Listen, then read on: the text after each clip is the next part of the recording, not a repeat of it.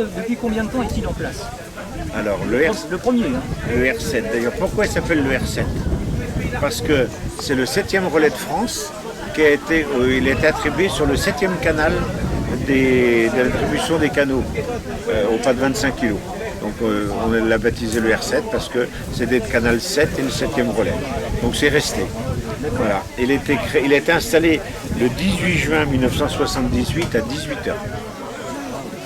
Ah oui, bah, si je m'en souviens, c'était un jour d'orage. Et ce relais, il a été décidé au mois de janvier avec des copains comme Pierre-André, Guy, GNY, enfin à l'époque ça s'appelait un XED. Et en buvant un coup, on s'est dit, ben, les Anglais et les Allemands, ils ont des relais, nous on n'en a pas. Ça vient, qu'est-ce qu'on fait? Eh ben, on n'a qu'en faire un. Donc Banco, c'est comme ça qu'est venue l'idée de faire un relais. Je dis pas de problème, je me charge de récupérer du matériel pour le faire. Donc février, mars, avril, mai, juin, en 4 mois il était fait. Voilà. Et lorsqu'on l'a inauguré, c'est 2XS qui est venu le contrôler, parce qu'à l'époque, il fallait donc faire passer par, non pas la NFR, mais à l'époque ça s'appelait la DTR, je ne sais pas, un truc comme ça. DTR, c'est ça. Ouais. Et il était très surpris, au lieu d'avoir un K, il avait un ding-dong. Il ne comprenait pas. Mais pourquoi vous avez fait un carillon? Ben, je dis ça change parce que tout le monde n'est pas télégraphiste et le ding-dong, ils vont comprendre. Il avait trouvé ça bizarre, mais il avait trouvé ça marrant. Il avait acquiescé le fait, parce que c'est à l'époque, tu n'avais que des K, il n'y avait pas de ding-dong. Donc on avait fait un ding-dong. Et le ding-dong, c'est Henri Sivel, et fin DBC qui l'a fait.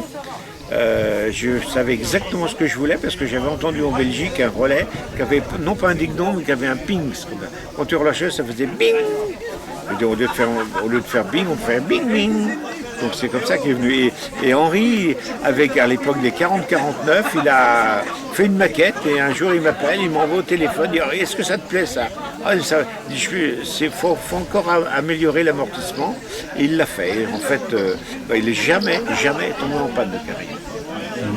Jamais. Il était basé sur la base d'un relais Motorola, non? Oui, c'est basé sur la base d'un relais Motorola, 2 CD100, tout à fait. Alors, il avait une particularité, c'est qu'en fait, en tant que pro, on utilisait la base de tout ce qui était relayage du relais Motorola.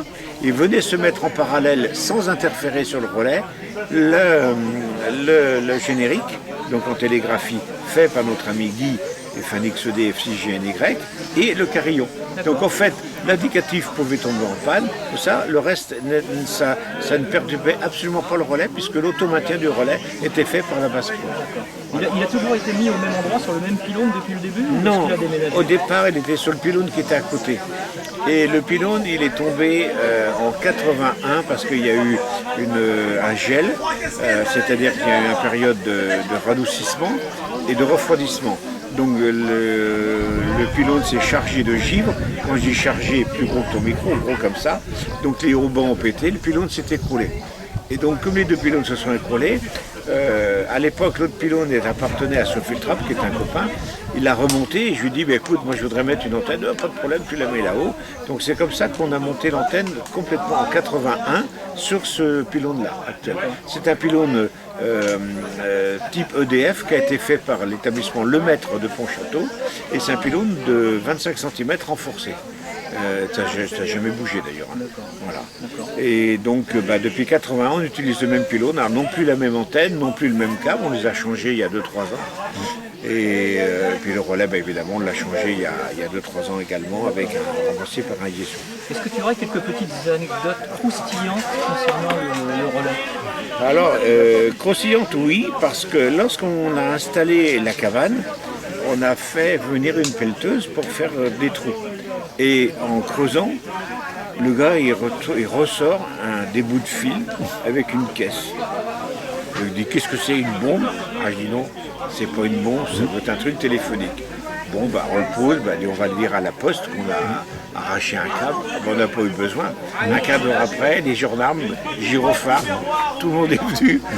En fait, c'était le câble transatlantique entre New York et Paris. On avait arraché, le préampli. Donc on avait coupé la liaison Paris-New York. Ouais. Formidable, ouais. Toujours aussi fort, Marc.